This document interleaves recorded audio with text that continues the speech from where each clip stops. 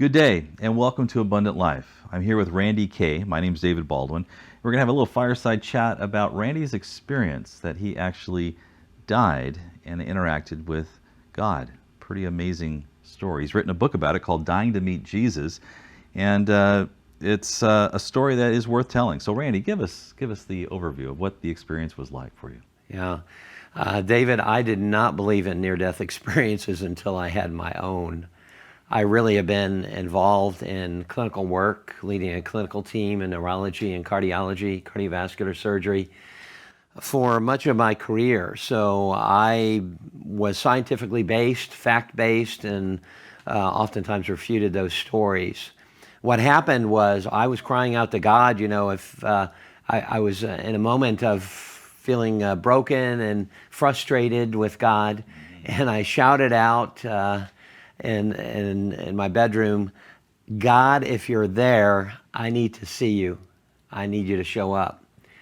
So I came back after an interview with a large company, healthcare company out east, and when I returned, my calf started hurting. And I let it go. I thought, well, I'd been exercising previously. Maybe I strained my calf. So I let it go for a number of hours. I actually went bicycling up the coast. We live in the San Diego area. And normally what would be a very casual bike ride turned into a very arduous one. And my calf swelled to about 1.5 times its size. Again, I tried to reason or rationalize it by saying this is just a pulled muscle and there's no need to fret, because after many trying months, actually, we were going on a trip with my family to the mountains. So the last thing I wanted to do was really go into the doctor, but it got so bad I could not walk up the stairs. I have asthma, and so my breathing typically is strained, but now it was tremendously strained to the point where I couldn't even go from the kitchen to take out the trash to the side yard without being very winded. And when I tried to go up the stairs, I could barely move my leg.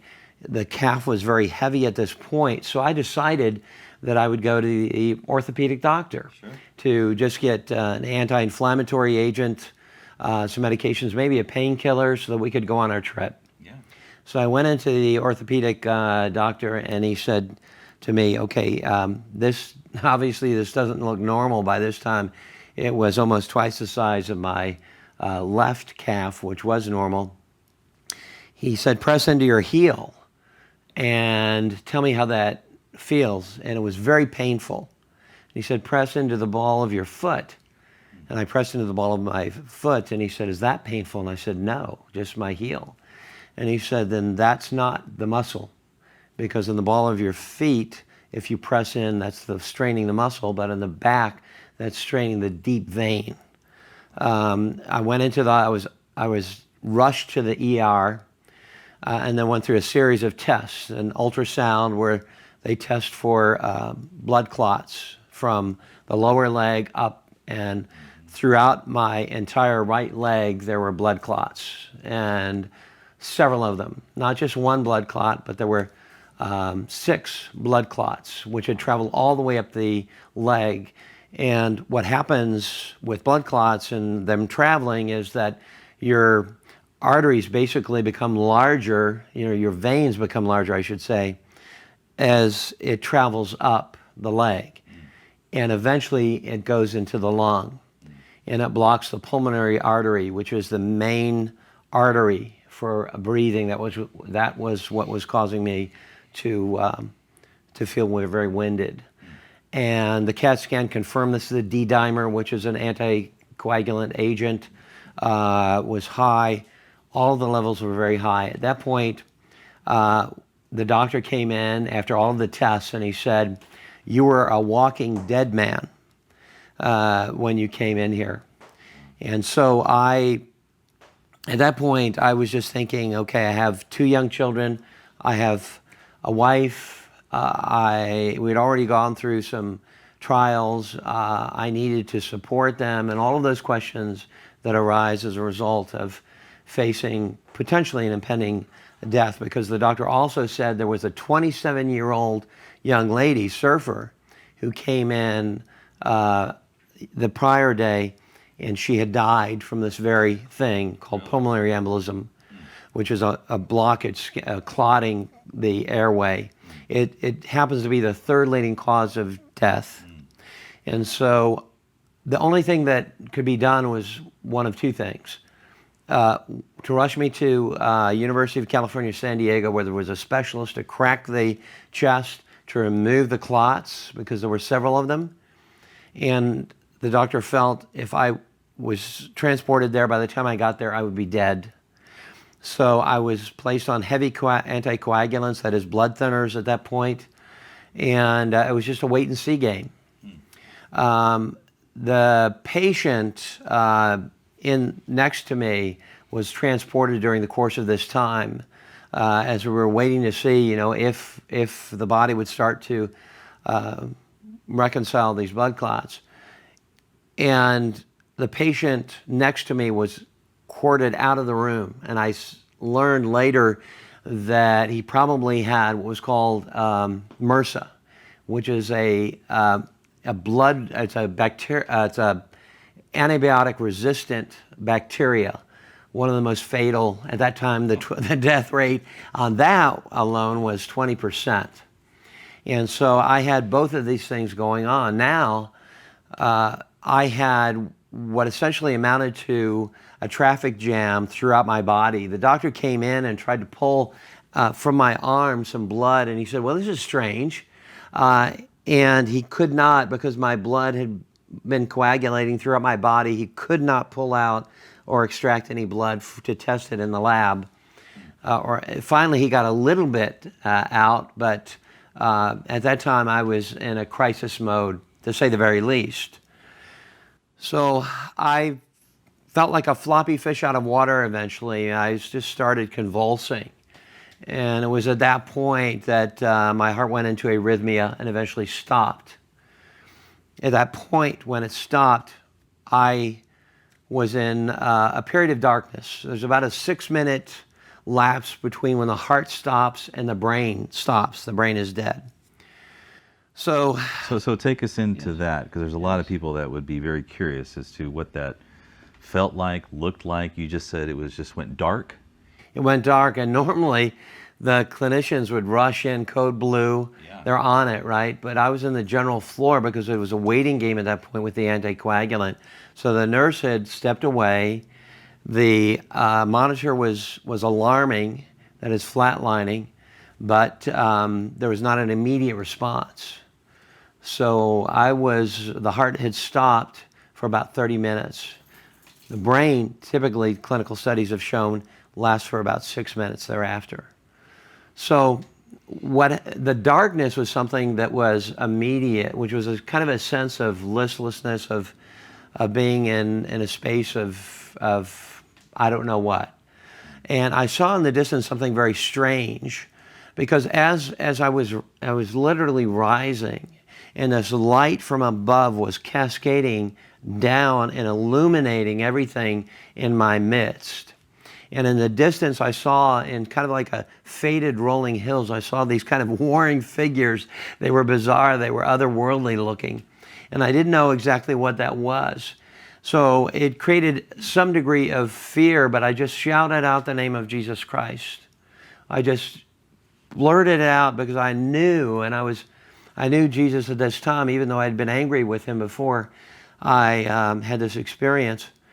And it was at that point that my wife tells me I can't cry, because I'm one of the things with John Burkworth, the forward for my book, he did a 30-year study on near-death experiences, and he said, for many people who have these, they're in the moment. It's not like a typical memory, so you're there. So whenever I mentioned that time, my feet had settled, and there was an arm wrapped around me. And were you standing or just laying there? I was standing. He was by my side. And you just knew it was Jesus? I knew that I knew. And he didn't say anything? It was just in your spirit, or you just were solidly secure, this is Jesus? For the first however amount of time, there were no words that needed to be spoken, because as I knew I had been ushered into heaven at that point, everything was intuitive. I knew Jesus' thoughts. He knew mine. Everything was very clear. There was no need to communicate via words. My first sense in meeting Jesus was this. I said this in my mind, and that is, so this is love. Because oftentimes, in this world, with relationships we have here, we think of love in terms of an emotion and action, but Jesus is love. God is love. The Bible tells us that. And so in meeting the person of love, it was entirely different. He didn't have to say, I love you, because I knew it. His whole persona was love at that point. And I just caved down to my knees, and he lifted me up. And he said, trust me. And I could feel the whiskers, they were soft, of his beard, his face. He had a beard. He did have a beard, yes. Brown hair, longer brown like the image that people might think or grew up in a church thinking that Jesus would look like, or? Yes, very Middle Eastern. And I really didn't look at his face until I eventually, when he had lifted me up and he was by my side, I turned and I saw his eyes. They were a brown, olive color. And he looked through me and he tunneled into everything dark about me. So the light of Jesus Christ had tunneled through into my darkest places and illuminated me with a peace and a comfort that I had never in my whole life before and after experienced. To say it was spectacular or amazing would be a gross understatement. I wasn't concerned at that point of what was around me, because all I wanted to be was in the presence of the King of Kings and Lord of Lords. And he spent time with me. It wasn't until after he always had his arm around me after we started taking a walk that I then looked around to see where I was. Where were you? I was in heaven. It was a paradise. How do you know it was heaven? I knew, again, everything there was intuitive. I knew exactly where I was. I knew what Jesus was saying to me. I knew things beyond what my common understanding would be in my physical body. My new spiritual body I felt like I had gone from an old jalopy to a new sports car. I mean, it was amazing how good I felt. I could breathe. All of the things that I didn't have in this world, that I was deprived of, I had physically or spiritually in that place. And I knew that I knew. And Jesus, again, didn't have to declare this as heaven. He did show me, as he looked, because I did see the angels about and I heard them. What does an angel look like? What did you see that? Yeah, well, that's a good question, David, because the angels I saw looked very different than Jesus. Jesus was a common figure, just like you and I. He looked very much the same. He spoke in like manner. There was nothing, the glory of the Lord that we picture, although I did see that during that one point, but it wasn't then. It was he was a kindred friend to me, and that's how I thought of him as we were walking about, as a kindred friend. Similar human-looking body that we're familiar with, kind of thing, or? Yes, he had a white robe. It was very cottony, very soft. I didn't really know what I was wearing at the time, but he looked very much, like a common person would be, Middle Eastern, kind of olive skin. But you asked about what the angels looked like, and they were very different. Okay. The angels, this is going to sound a little wacky or woo-zoo, but they were gargantuan. They were tall, like 7 feet Shaquille O'Neal type of tall. Okay. And their their arms were obviously long, but they were kind of a copperish type color, as I recall, because everything is vivid. Even now, the memory is vivid from heaven. Again, that's something indicative of many of those who have had experiences like Mary C. Neal and Don Piper. There was something about their eyes. It was almost like they were more fire than they were pupils. It was their voices resonated like would be multiple voices at once. So they were otherworldly, I would say, versus Jesus was very kindred in his appearance and his nature. And I could see for the first time, and looking at them, I could see, and I think, Jesus understood this as well, because he did talk to me. I could see why at the beginning of time, because of these awesome figures, the angels, why some like Satan could say, well, follow me, because Jesus was that familiar and they were that unfamiliar. And that a multitude, 10% or a tenth of the angels would leave with Satan, because it was that way. But everything in heaven had life. Everything was blooming and full. There was nothing dying. No, like fall, Was it like a leaves. forest of trees or flowers or water or rivers or what? Yes, it was like a naturescape, but it was also more than that. So I saw villages of people, and the villages blended together. So they were contiguous, and they weren't like a Tudor style or anything of that nature. The Bible talks about, or Jesus said that he was going, and that that we'd have a mansion. He was building a mansion and several rooms. Yes. Well, if you look at the scriptural word as translation is more dwelling, and so the villages I saw were contiguous, and everybody was living, it seemed, in some way together with each other, because there was an affinity for each other, and everybody, as I saw them, was different than I viewed them in this world. I didn't see, for example, any racial differences, although they were, racially, ethnically different. I just saw them as their features, as the creativity of God. There was nothing carrying over from this world, no prejudices, nothing of that nature, because in heaven I felt perfected. So you saw other, like, new bodies, human bodies that were in these villages, I guess, or Yes. whatever you want to call. And I saw my grandmother, what some term a life review. So I saw my grandmother was really the only one that was close to me that had passed by this time. And I saw her, and I had actually led her to the Lord in prayer years prior, and she was there, and I could see her, and she was youthful. She was more like the pictures I saw in the photo album as a young person, not the grandmother I knew before she had died, or as I knew her in this world, but I knew that it was her, and I saw other people as well.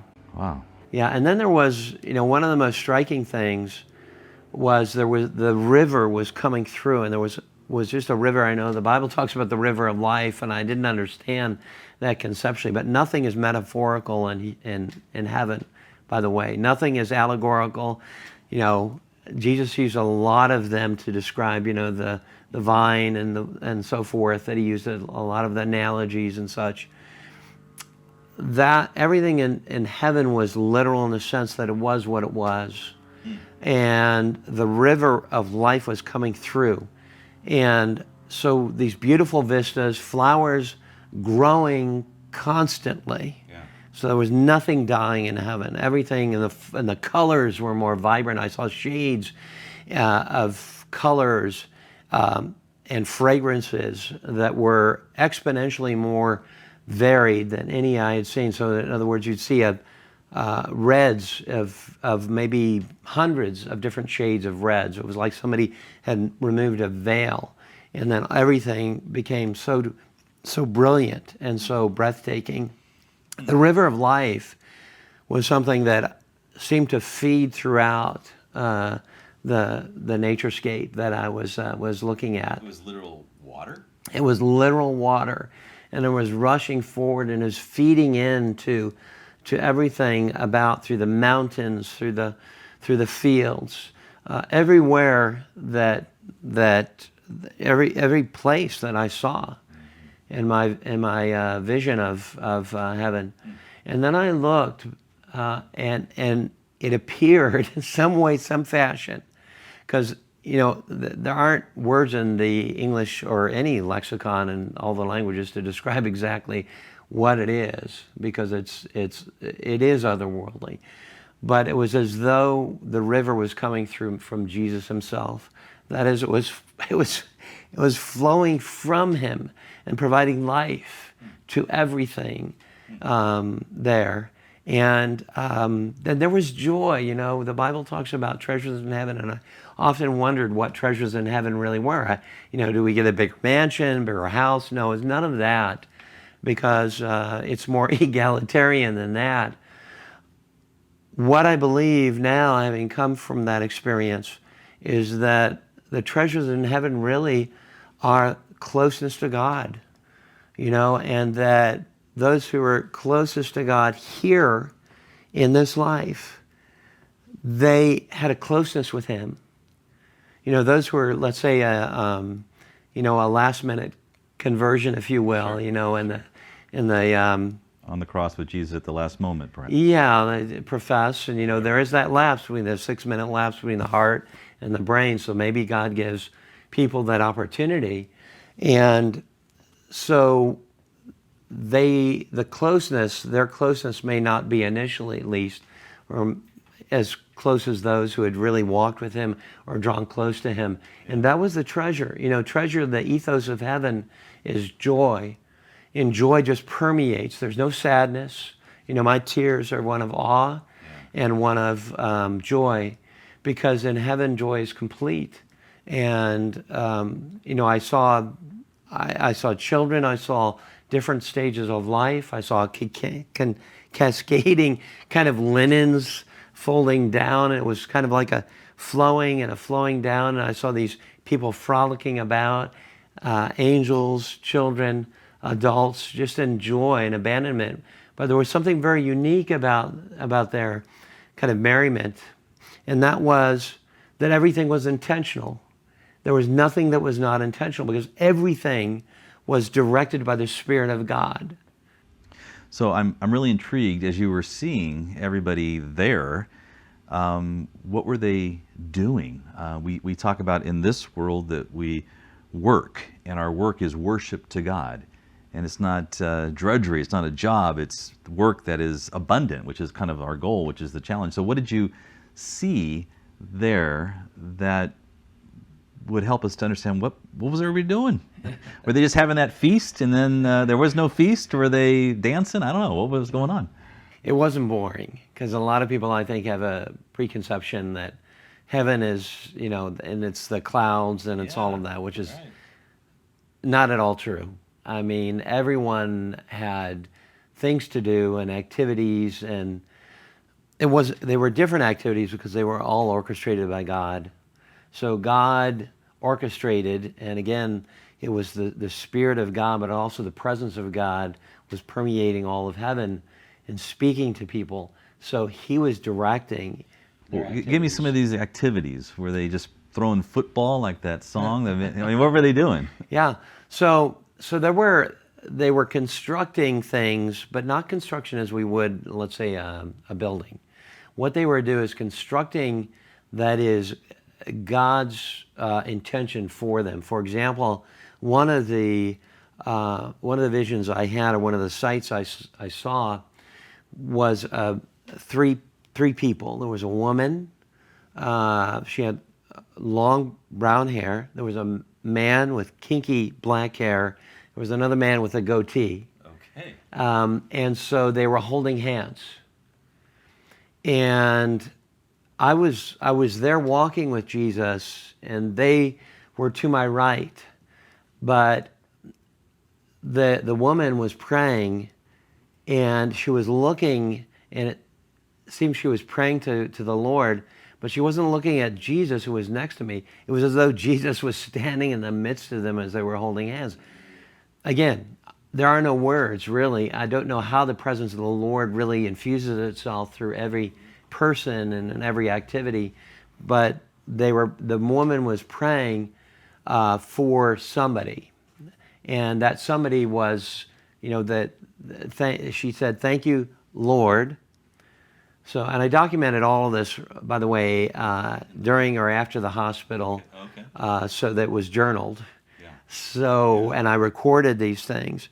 And so she said, she prayed that person would seek God's forgiveness or Christ's forgiveness. What do you think? She was praying for someone that was not in heaven? I believe she was. I believe the three of them were joining together in prayer and interceding as Jesus, by the way, intercedes constantly, my experience. And again, it's not something where, I speak, he speaks. It's the pervasive presence of Jesus throughout heaven, which is directing all of these activities.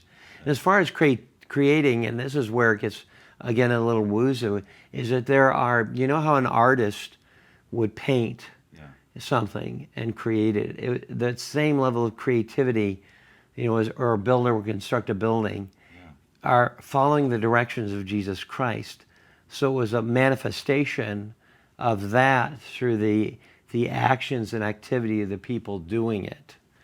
Okay. Now, we always hear eternity is obviously forever, but the concept of time in the midst of this, do you have any sense of how long you were out or in, or whatever you want to call this experience? Was it a few moments, a few minutes? I was clinically dead for 30 minutes. So that was recorded on the monitors. Okay, so at least you had that as a timestamp. We know that my heart had stopped for 30 minutes before I had been revived. So that period that I was with Jesus in heaven during that time really was inconsequential in the scheme of what we call time in heaven. Right. Time is, after all, a human-made creation. In heaven, there is no conceptualization of time. Everything is, I didn't see darkness in heaven. Not to say there wasn't darkness in heaven. I did see, in the distance, I saw something which was a bit odd, which looked like kind of a funnel. And that was different in its makeup than what I was seeing in the light of, in the brilliancy of heaven. And I asked Jesus about that because that was so different. And his response to me was that was the connection between where I came from, which would be this world, and heaven. In other words, that's where I assume I was coming through that place to heaven. And again, I just have to reiterate that I'm a scientific guy. I'm a fact-based guy. Yeah. All of this, I wouldn't be speaking this way if not for my personal experience, because I did refute this before my own. And many of these things are really so incredibly beyond what we are familiar with here. Some is familiar, landscapes and such, but some is unfamiliar in terms of the dynamics and God's makeup. So there was obviously no clocks there. Yes, no So clock. that didn't exist, for example. But something you said earlier about when the heart stops, the brain is still alive for about 6 minutes. And you don't know what can happen in that moment if Jesus is inviting them one last opportunity or whatever that looks like. Say more about that. Yes, and it ties into what Jesus said. He said, and it reiterated what was said in the Bible, and that he said, I desire that no one would perish.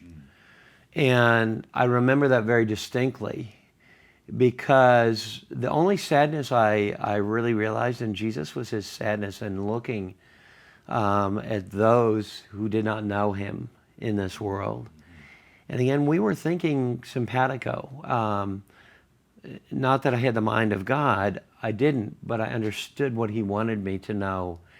And so as he was looking upon those who did not know him, it was the only time I saw the sadness of Jesus, the sadness of God, the shortest verse, Jesus wept.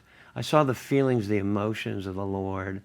And that was something that, he really yearned for. I don't think we grasp fully how much God desires to be with his creation, with his beloved. And those who are lost, rejecting him and wanting to stray away from him, that is something that he will go to the ends of the earth, and he has, and delay if he has to, what his intent is to save that one lost soul. That's awesome. That's awesome. Yeah. I'm excited to hear the immediate understanding, and you're able to communicate, and because that's what I've kind of invested my desire is, why can't people just communicate better? But you're saying it's there. Help us to know how this transition from you staying there to going back, because I think that would be very interesting. And you had to go back through this funnel or something? Well, what happened was a butterfly actually landed on my shoulder. I'm writing People Dying to Meet Jesus was a book about brokenness and sorrow, which briefly mentions my near-death experience. And then people would write me, or they'd comment back, and I want to hear your full experience. I want not just snippets of it. I want the full experience. And so I go into depth about one that happened. Was a butterfly had landed on my shoulder. It was the most beautiful butterfly, just velvety of colors of all shades. Again, their colors were more pronounced in heaven than here. And so I was curious about that, because everything is intentional. Nothing happens happenstance in heaven. So I asked God about that. I said, Jesus, what? And he explained to me that this was symbolic of the wisdom that he was providing to me to guide me through life. And he said, I'm going to be returning you. I'm returning you. And did he say why? Yeah, so I asked him why. Well, yeah. That was one thing I was very distraught about. I was never very distraught in heaven at all, but one thing, I felt like a child, wakes up on Christmas morning, goes down to unwrap his presents, and then the parent says, well, you have to go back to bed and go back to sleep. You can't open it now. That's how I felt. And so when I asked him, he said that your purpose is yet to be fulfilled. And so my response to that was, well, Jesus, I think I should know my purpose. If I have to leave this paradise to return to that world. And by the way, I can say very confidently that none of your loved ones who have gone on to heaven want to come back. that I didn't want to come back. And so I challenged Jesus at that point. And he told me that my purpose had yet to be fulfilled. And he said, I will not give you your purpose in full, because otherwise you would rely upon yourself and not upon me. And I'm the type A plus person, have to plan it for everything. I just don't live in the moment very easily. Yeah. So it's very hard for me personally. Sure. So I knew what Jesus was telling me at that point, that I need to get still. Of course, the Bible tells us that, to get still, to wait on him, which is an anathema to my nature here in this world. Right. And that I needed to be moment by moment, he said, focused on him, to relying upon that wisdom to guide me through. And I learned that when a friend of mine, was going to get his hair cut, right? And the hairstylist, he went on the wrong day. The hairstylist, he was going to change the appointment. And there was somebody who lost her husband, just recently died, and she was distraught. And the hairstylist said, well, I can't fit you in now, but, knowing that he was a believer, you might want to talk to this person whose hair he was cutting or styling. And so that was his purpose in the moment at that time, was to share the love of Christ to that person. He went his intention was to get his hair cut, but I think that's what the Lord was telling me, was that moment by moment, grocery store, at work, wherever we are, that we need to hear the voice of God, because wisdom is essentially the voice of God speaking to us as to what to do, and to listen, to be attentive to the Lord. And that's what he was teaching me, so that when I returned, I would be more attentive to the Lord and directing him in the minutia of life. Because as Christians, he taught me that we're not to just hang out, we're to be intentional in what we do in every moment of every day for the opportunities. And that is an ingredient or a step or the key to living a fuller life, or this abundant life that we're exploring, yeah? Yes, and I believe was one of the purposes that I had. Okay. Was instead of, because I know, David, you have trained so many people and corporations, and I had done some training as well, and I felt like, in being intentional, that I wanted to be more intentional with my walk in Christ and how I could apply that during my walk here more intentionally for Christ, to make a kingdom impact versus, trying to attain a level of success or trying to achieve, a certain title or respect from other people. So your purpose got clear, focused. Yes. That would be, would you put any other words to describe your purpose that you're walking out daily now? Yes. My overarching purpose is to love God more. My purpose is to grow closer to the Lord. So, because I know the closer I grow to God, the closer I get to him, the more what he wants me to do will just spill out of me. He'll change the have to do this, have to do that. I have to do this work. I have to, be good, be a good Christian or whatever, to the want to, because that's who I am, because I'm getting closer to the Lord, so I become more Christ-like. I don't become as Christ, but I become more Christ-like. And the closer I become to who Christ, God, wants me to be, the more I can live almost effortlessly, in some cases, to do that which he wants me to do. I'll know the mind of Christ. I'll listen to him as I heard him all of the time in heaven, but I'll be able to listen to him more attentively here and be able to do that which he tells me. And I'll have the will to do it. The have to will be changed to the want to. I'll want to do good. Yeah. I'll want to do these things that are honoring to God and good for other people. So then you're thrust back in, or gently placed back in, and you're now called to live this purpose out. But you're back in this world where the evil one's going to trip you up and challenge you and say you can't have the abundant life, you can't live this purpose, or is just going to throw everything your way. Did Jesus give you any insight, or just says, just remember the butterfly, or what was it that he said when you go back in? How are you going to navigate this? Yeah. So he told me there would be trials. He told me in his word, but he reiterated that because what happened subsequent to my return. So my last memory of Jesus was he held my hand, and I said, I love you. I knew he loved me, so that was a given. And that was enough for a lifetime. So, and then I woke up in the Stark hospital room, and I thought, I needed to recover for, months after that, because I had so much damage to my valves in the leg and the heart. My lungs were damaged.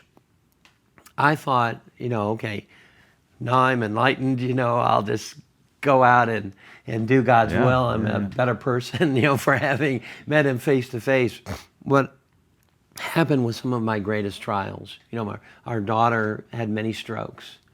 And she couldn't even remember her childhood, and in her adolescence she had these strokes, and then she was raped, and then I had the finance. We had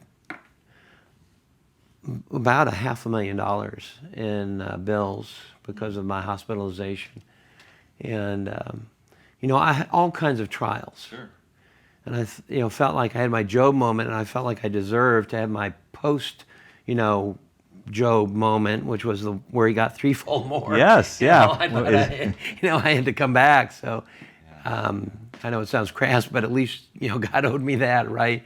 A season of bounty, Right. And it was quite the opposite to that, which was a season of trials and brokenness. But what I realized through that is that God was using that because I had this confidence that I never had before. I will never doubt God, as I did before my near-death experience, where I shouted, "You need to show up. I doubt you." Crisis of faith.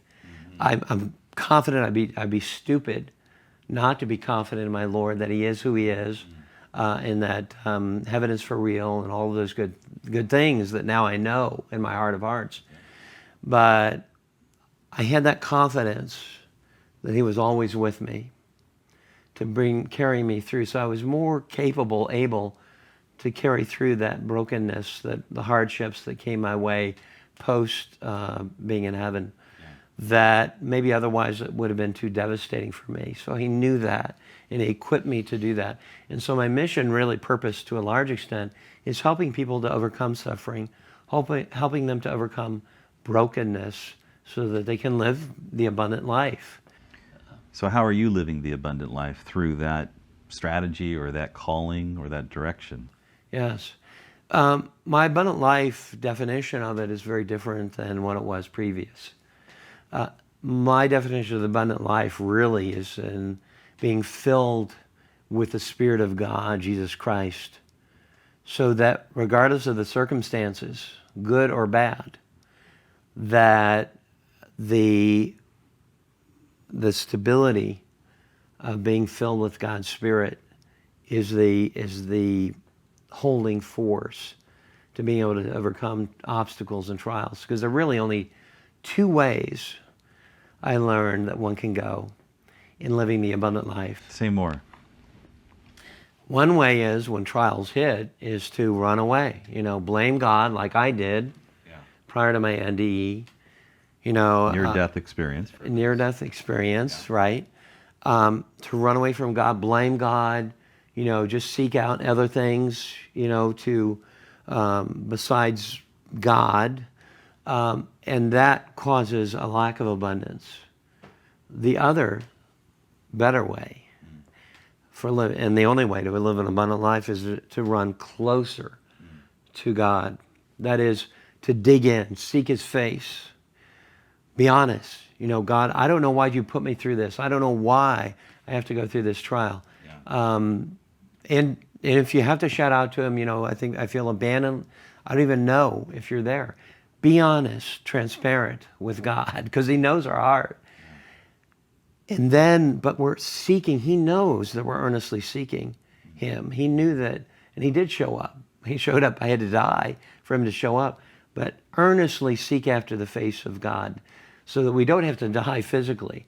But this is what I discovered, is that, because I have a lot of people that have contacted me or I've known who've gone through tremendous suffering of all kinds. And I noticed that those who took that second route of drawing closer to God, so it hit, the inevitable consequence, suffering, trial hits, they run closer to God. They're in that group. That those are the people who are closest to God. And that really is the treasure in heaven.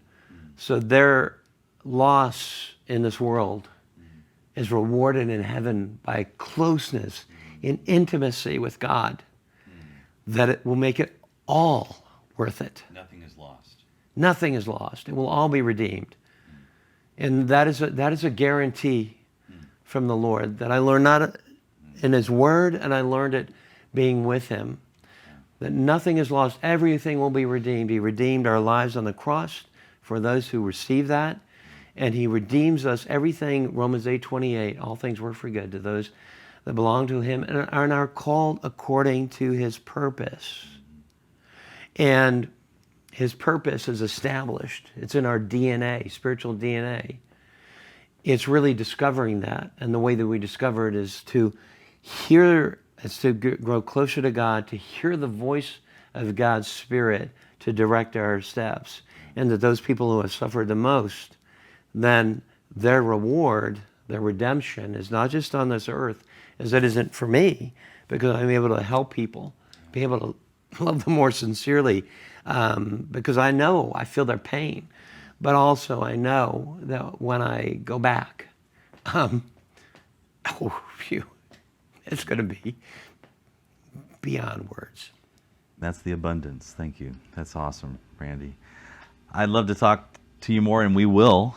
This is the book Dying to Meet Jesus. There's another resource you have coming out that's going to even offer even more detail about this amazing experience. I don't know if there's even a word to describe what you've gone through. And then, it's like you being the true skeptic, and to have this experience is really helpful, I think, for those that would be like, is this legitimate? Is this real? Is he making this up? Or what is that all about? And you hear the movie Breakthrough, which was pretty remarkable, and this Heaven's for Real, you mentioned that as far as an interesting phrase there. But we have a lot more for you.